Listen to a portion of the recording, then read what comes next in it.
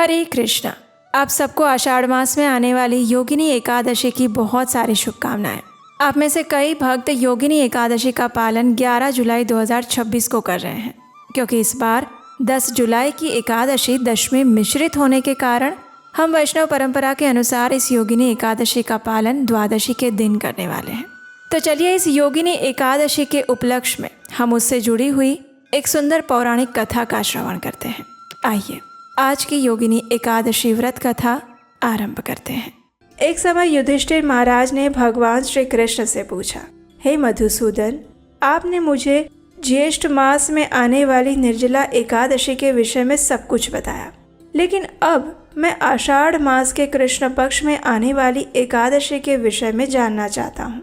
कृपया आप मेरा संदेह दूर करें कि आखिर इस मास में इस समय में कौन सी एकादशी आती है, इसका पालन कैसे करना चाहिए और क्या पूर्व में किसी ने इसका पालन किया था। युधिष्ठिर महाराज का ऐसा प्रश्न सुनकर भगवान श्री कृष्ण कहते हैं, हे राजन, अवश्य आषाढ़ मास के कृष्ण पक्ष में आती है योगिनी एकादशी। ये एकादशी मनुष्य के सुमेरु पर्वत जितने महान पाप कर्मों का भी नाश कर सकती है।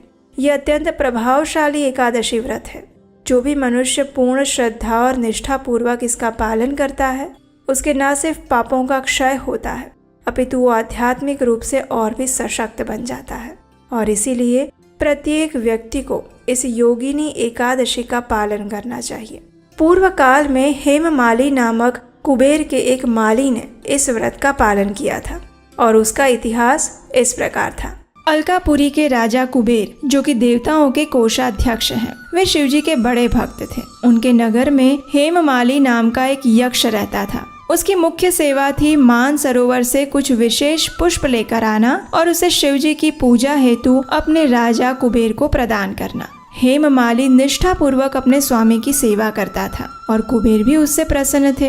अब यहाँ तक तो सब ठीक था, लेकिन इस यक्ष हेममाली की एक कमजोरी भी थी और वो थी उसकी सुंदर पत्नी विशालाक्षी। जी हाँ, हेममाली अपनी पत्नी के प्रति इतना आसक्त था कि एक दिन ऐसा हुआ जो नहीं होना चाहिए था। एक दिन वह प्रातः मान सरोवर से पुष्प लेकर तो आ गया, लेकिन सीधा उसके स्वामी कुबेर के पास जाने के बजाय वो अपनी पत्नी के पास पहुंच गया। और बस फिर क्या था, पत्नी के साथ बातचीत करते हुए उसे समय का ध्यान ही नहीं रहा और इस तरफ राजा कुबेर अपनी पूजा के लिए पुष्प की प्रतीक्षा करते रह गए। प्रतीक्षा करते हुए 6 घंटे का समय बीत गया। बिना पुष्प के पूजा न होने के कारण क्रोधित कुबेर ने उसी क्षण एक सिपाही को हेममाली के पास भेजा। सिपाही जब हेममाली के घर गया तो उसने हेममाली को अपनी पत्नी के साथ विनोद करते हुए देखा और ये सूचना सिपाही ने तुरंत जाकर अपने राजा कुबेर को दी। बस फिर क्या था,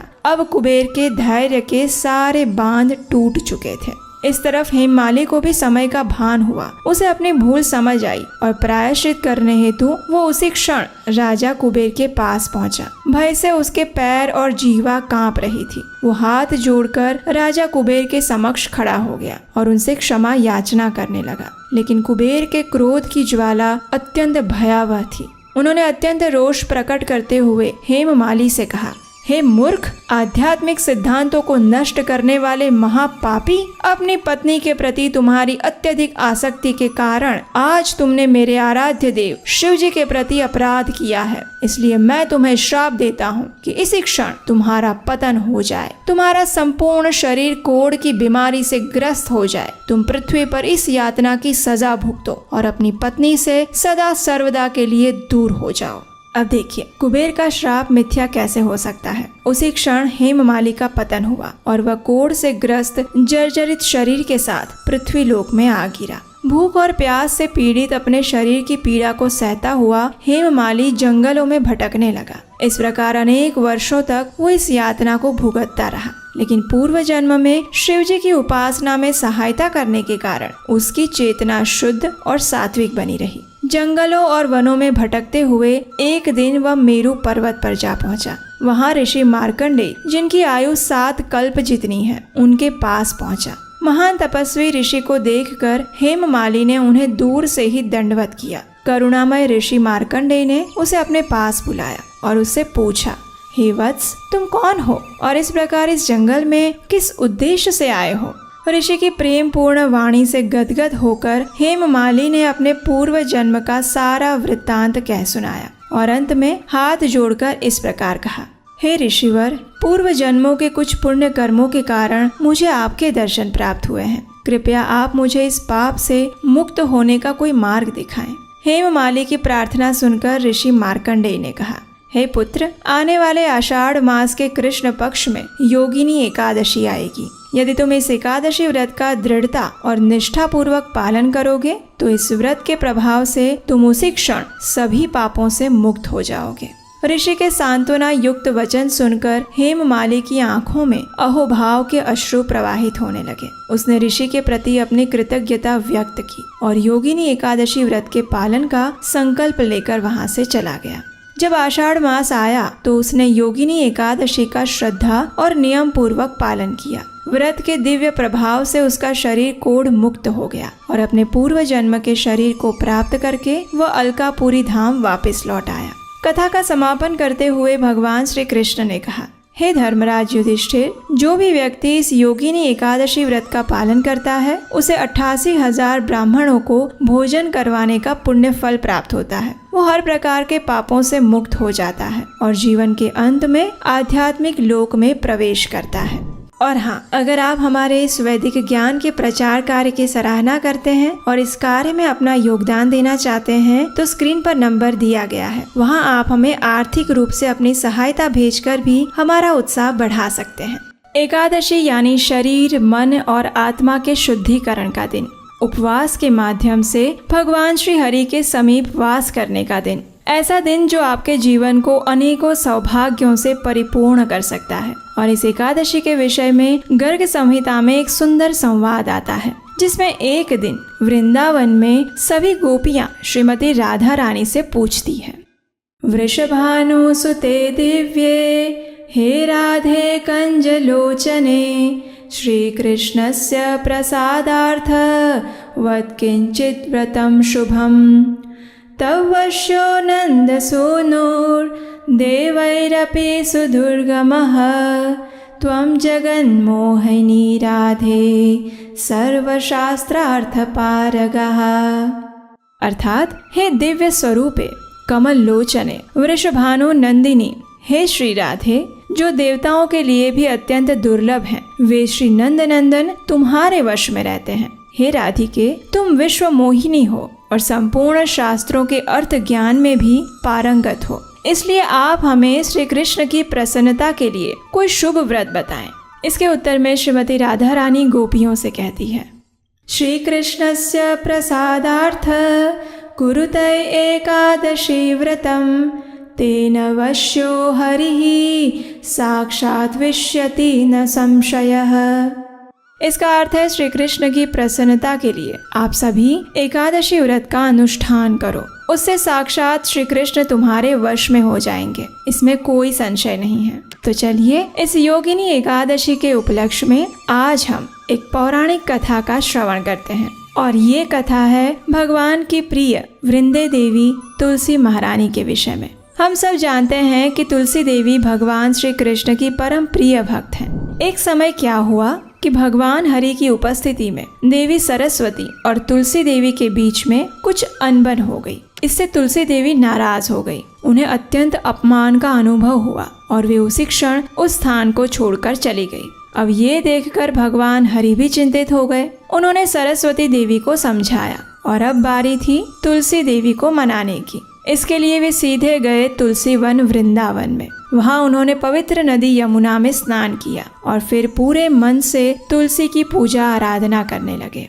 उन्होंने तुलसी देवी की महिमा का स्तुति गान किया, उन्हें धूप, दीप, चंदन, फूल और नैवेद्य अर्पित किए। भगवान हरि ने तुलसी देवी की स्तुति करते हुए कहा, तुलसी वृक्ष कई समूहों में इकट्ठे होते हैं, इसलिए विद्वान इसे वृंदा कहते हैं। मैं उस प्रिय तुलसी की स्तुति करता हूँ जो लंबे समय पहले वृंदावन वन में प्रकट हुई थी, इसलिए उसे वृंदावनी कहा जाता है। मैं उस शुभ और महिमामय तुलसी की पूजा करता हूँ जो अनगिनत ब्रह्मांडों में पूजित होती है और इसलिए उन्हें विश्व पूजिता कहा जाता है। मैं उस विश्व पूजिता की आराधना करता हूँ। असंख्य ब्रह्मांड उनके संपर्क से पवित्र हो जाते हैं, इसलिए उन्हें विश्व पावनी कहा जाता है। अन्य फूलों की पूजा देवताओं पर चढ़ाई जाती है, लेकिन मैं स्वयं तुलसी के बिना संतुष्ट नहीं होता। इस प्रकार तुलसी को सभी फूलों का सार माना जाता है और उन्हें पुष्प सारा भी कहते हैं। वह कृष्ण की जीवन शक्ति है,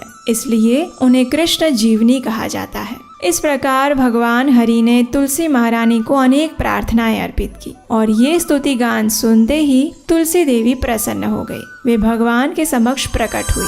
उन्होंने भगवान श्री हरि के चरणों में शीश नमाया, उन्हें प्रार्थना अर्पित की और उनकी शरण ग्रहण की। तब भगवान विष्णु ने तुलसी देवी को आशीर्वाद दिया, हे तुलसी, तुम पूरे विश्व में पूजित होगी। हे प्रिय, मैं तुम्हें अपने सिर और हृदय में धारण करूंगा और सभी देवता तुम्हें अपने सिर पर धारण करेंगे। भगवान हरि ने तुलसी को आश्वासन दिया कि वे सभी के द्वारा पूजित, सम्मानित और आदरणीय होगी। जब भगवान श्री हरि तुलसी देवी को लेकर वापस आए तो देवी सरस्वती भी वहीं पर थी। उन्होंने तुलसी जी को गले से लगाया और अपने पास बिठाया। देवी लक्ष्मी और गंगा जी ने भी मुस्कुराते हुए तुलसी देवी का स्वागत किया, उन्हें आलिंगन किया और अपने घर ले गई। इस प्रकार हम देखते हैं कि श्रीमती तुलसी देवी वैकुंठ में भगवान श्री कृष्ण की शाश्वत संगिनी है, जो वृंदावन में श्रीमती राधा रानी के समान स्थान रखती है। इसलिए तुलसी देवी को किसी और के चरणों में नहीं रखा जा सकता, केवल भगवान कृष्ण के चरणों में ही उनका स्थान रहता है। तुलसी देवी का प्राकट्य इस धरातल पर कैसे हुआ, इसकी कथा भी हमें देवी पुराण से प्राप्त होती है। एक समय श्रीमती राधा रानी के श्राप के कारण सुदामा नामक सखा शंखचूड़ नामक राक्षस के रूप में पृथ्वी पर जन्म लेते हैं। उन्होंने बद्रिकाश्रम में कठोर तपस्या की और भगवान विष्णु का सुरक्षा कवच प्राप्त किया। उनका दूसरा उद्देश्य तुलसी देवी से विवाह करना था। इसके लिए उन्होंने ब्रह्मा जी से वरदान प्राप्त किया कि उसकी मृत्यु तभी होगी जब उसका विष्णु कवच हटा दिया जाएगा और उसकी पत्नी की पवित्रता नष्ट हो जाएगी। तत्पश्चात देवी तुलसी और शंखचूड़ जंगल में मिले और ब्रह्मा जी की उपस्थिति में उन्होंने विवाह कर लिया। शंखचूड़ का वैभव, गौरव और शक्ति इतना था कि देवताओं को ईर्ष्या करने पर मजबूर कर देता था। उसके अहंकार के कारण सभी देवतागण अत्यंत चिंतित रहने लगे। अपनी इस दुखमय स्थिति में सभी देवताओं ने ब्रह्मा जी की शरण ली और तब ब्रह्मा जी के सुझाव पर सभी देवता भगवान शिव के साथ मिलकर महाविष्णु के पास समाधान के लिए गए। महाविष्णु ने भगवान शिव को शंखचूड़ से युद्ध करने के लिए भेजा और वे स्वयं तुलसी देवी की पवित्रता भंग करने के लिए तुलसी देवी के पास पहुँचे। जब शंखचूड़ और शिव जी का युद्ध हो रहा था तब महाविष्णु शंखचूड़ के रूप में तुलसी जी के पास आते हैं। तुलसी ने कुछ अंतर महसूस किया और महाविष्णु को पहचान लिया और तब महाविष्णु ने तुलसी से कहा, तुमने मुझे अपने पति के रूप में पाने के लिए लंबे समय तक तपस्या की थी। तुम्हारे पति शंखचूड़, जो कि मेरे पार्षद सुदामा थे, अब वे वापस गोलोक धाम लौट रहे हैं। तुम भी अपना शरीर त्याग कर मेरे साथ वैकुंठ चलो। तुम्हारा शरीर पवित्र नदी गंडकी बन जाएगा और तुम्हारे बाल तुलसी का पौधा बन जाएंगे, जिसे तीनों लोकों में पवित्र माना जाएगा। और तभी से तुलसी देवी पौधा बनकर इस पृथ्वी पर सदैव वास करती है और प्रत्येक एकादशी तिथि पर तुलसी देवी की विशेष पूजा अर्चना करने से भगवान श्री हरि की विशेष कृपा प्राप्त होती है। ऐसा इसलिए है कि भगवान श्री कृष्ण को अपने से ज्यादा अपने भक्त प्रिय हैं। इसलिए जब हम भगवान के गुणगान गाते हैं तो वे प्रसन्न होते हैं, लेकिन जब हम उनके भक्तों के गुणगान गाते हैं तो वे अत्यंत अधिक प्रसन्न होते हैं।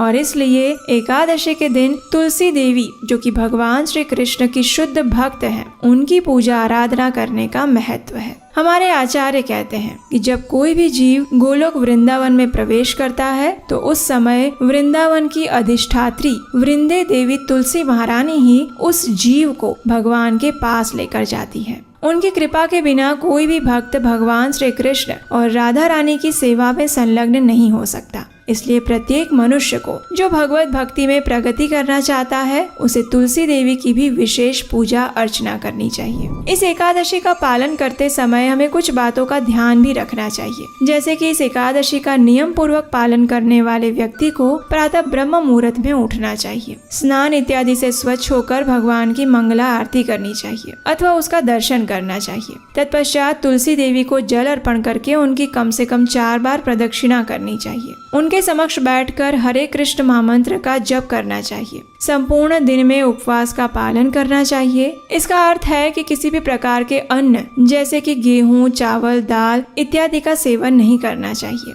आवश्यकता लगे तो दूध, जल, फलों का रस या फिर एकादशी प्रसाद ले सकते हैं। इस दिन अधिक से अधिक समय भगवान का नाम जप करने में, उनकी कथाओं का श्रवण करने में और पठन करने में लगाना चाहिए। अगले दिन निर्धारित पारण के समय पर किसी सुयोग्य ब्राह्मण या वैष्णव को दान देना चाहिए और फिर भगवान को अर्पित अन्न भोजन प्रसाद के साथ भगवान को प्रार्थना करते हुए इस व्रत का पारण करना चाहिए। इस पारण की संपूर्ण विधि जानने के लिए आप इस चैनल को सब्सक्राइब कर लीजिए और नोटिफिकेशन ऑन कर लीजिए। इसके लिए आप हमारे व्हाट्सएप और टेलीग्राम ग्रुप से भी जुड़ सकते हैं, जहां हम एकादशी से जुड़े रेगुलर अपडेट्स और बाकी जानकारियां देते रहते हैं। इसका लिंक नीचे डिस्क्रिप्शन बॉक्स में दिया गया है। तो चलिए इस योगिनी एकादशी का संपूर्ण श्रद्धा और निष्ठा पूर्वक पालन करते हैं और अपनी चेतना को योगेश्वर श्री कृष्णमय बनाते हैं और अपने आध्यात्मिक परम गंतव्य की ओर एक कदम आगे बढ़ाते हैं। हरे कृष्ण।